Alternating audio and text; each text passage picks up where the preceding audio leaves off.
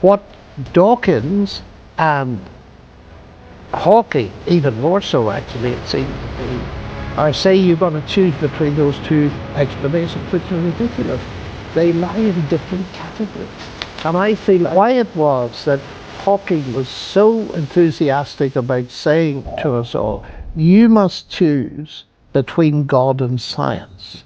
Now that to me is a category mistake for various reasons, but it was why that choice? And then I realized that he had problems in two separate directions. One was, what is science as a category? But the second one was, he put God in the wrong category. He thought the idea that science can answer every question is false, and Sir Peter Medawar, he got it exactly right. He said it's obvious that science is Islam. It can't even answer the basic Popper's questions, he called them, like a child. Where do I come from? Where am I going? What's the meaning of life? That's why. Because what they've cleverly done is to get across the idea that faith is a religious concept and it means believing but there's no evidence. Whereas faith is a normal concept, and I only would take it seriously if it is based on evidence.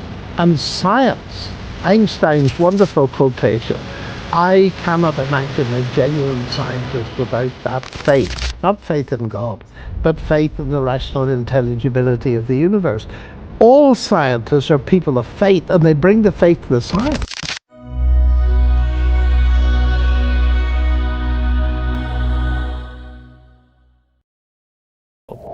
Why it was that Hawking was so enthusiastic about saying to us all, you must choose between God and science.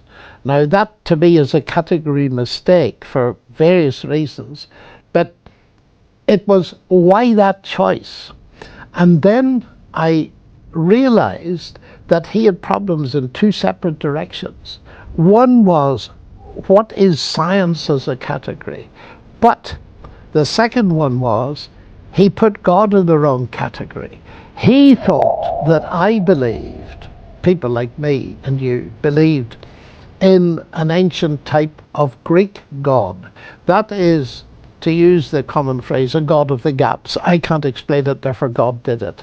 So that advance in knowledge pushes God out. God is the God of the gaps. And suddenly it dawned on me, and it should have dawned on me years ago, that if you define God as a God of the gaps, then of course you have to choose between God and science because of your definition of God. And sometimes I say to people, the first statement in the Bible is, in the beginning God created the bits of the universe we don't yet understand. And that brings a smile. And I said, no, in the beginning God created heavens and earth, and that is a merism in technical grammatical language. He created everything, the bits we do understand, the bits we don't. But the interesting thing is that serious scientists who are believers in God, there are many of them, their evidence for God coming from science doesn't come from the bits they don't understand, but the bits they do. Isaac Newton is a classic case. When he discovered, amongst other things, his law of gravity, and wrote his famous book Principia Mathematica, which probably is the most famous book of science ever written, he didn't say, I now understand how it works, I've got a law of gravity, I don't need God. No, he said, what a wonderful God that did it this way. And he dedicated this book hoping that people would read it and come to believe in a deity. So that's such a serious category mistake.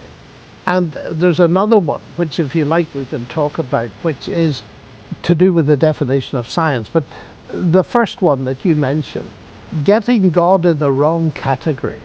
And as you started this, you talked about this absurd knockdown, which Richard Dawkins thought, which staggered me. I used to make this argument in Russia, actually, when I first began to go there. Who created God? And the argument that if you can say, well, I believe God that created the universe, you must ask, Who created the creator? And then it goes back forever and it's nonsense. I was amazed that Dawkins couldn't see through that.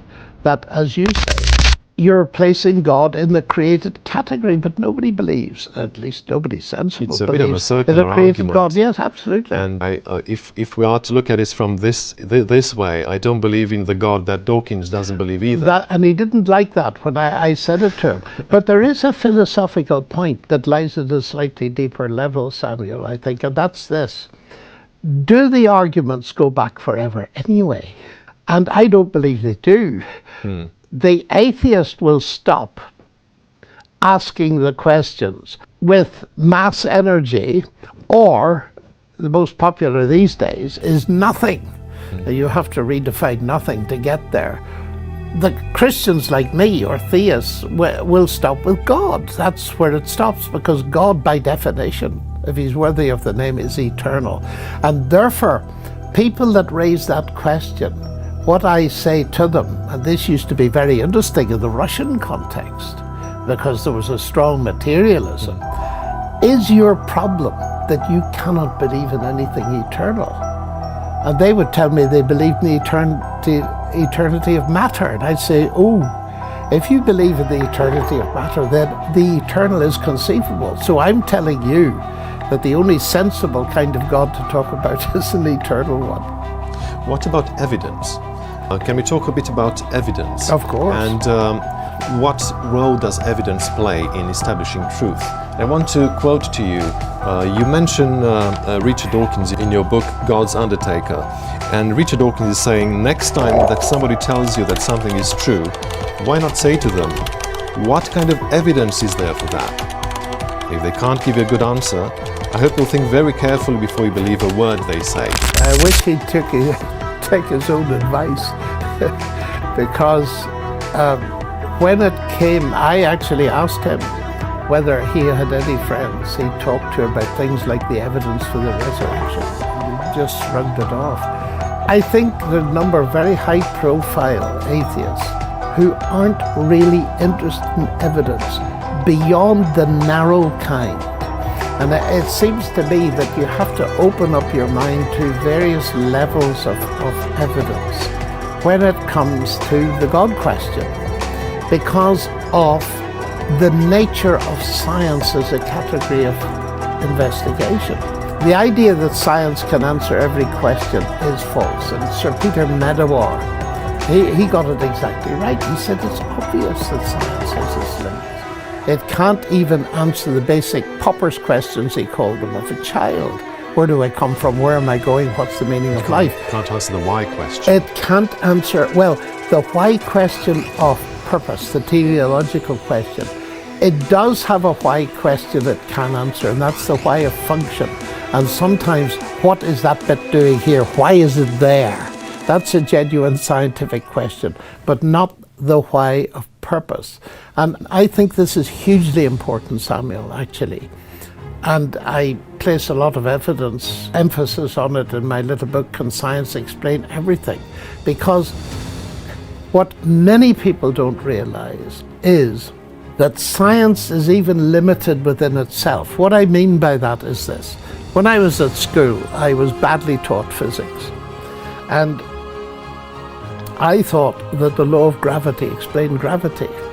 And it wasn't until a number of years later that I realized that the law of gravity is a brilliant mathematical equation that enables one to do very precise calculations, good enough to land someone on the moon. But the one thing it doesn't do is tell you what gravity is. Just describes it. Yes, it just describes its effect. And Newton realized that. So it was limited. No one knows even today what gravity is. Now, that's interesting. That's a what question. And I like to tell people that I'm passionate about science, but it doesn't even deal with the what questions that you think it deals with. But to take a very simple analogy, here is water boiling, and we can ask, what's going on here? Well, why is the water boiling? Well, because the molecules are being agitated by the heat conducted through the kettle base, and that's why it's boiling. okay. I can equally well say it's boiling because I want a cup of tea. Now, the interesting thing is what Dawkins and Hawking, even more so actually it seemed to be, are saying you've got to choose between those two explanations, which are ridiculous. They lie in different categories.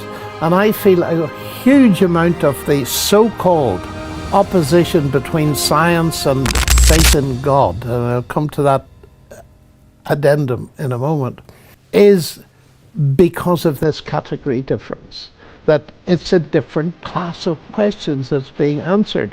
And I put it to school kids, and I say, please choose between those two explanations of the water boiling. And they say, but sir, you need both. Why can't some brilliant scientists see that?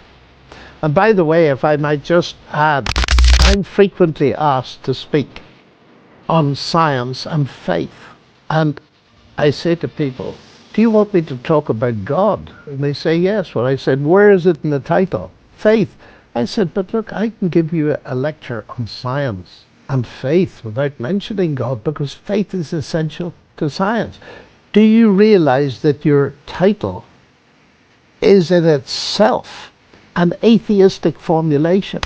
Because what they've cleverly done is to get across the idea that faith is a religious concept and it means believing where there's no evidence. Whereas faith is a normal concept, and I only would take it seriously if it is based on evidence. And science, Einstein's wonderful quotation, I cannot imagine a genuine scientist without that faith. Not faith in God, but faith in the rational intelligibility of the universe. All scientists are people of faith, and they bring the faith to the science, because you cannot do science unless you believe that it can be done, unless you believe that the human brain has some access to what we believe to be the real world out there. So I always am very careful. If you want to talk about science and faith, well, faith in God. But still, that's not a balanced thing, because it's giving the impression that faith is all on the side of religion. And that is a category mistake of the worst kind, to my mind.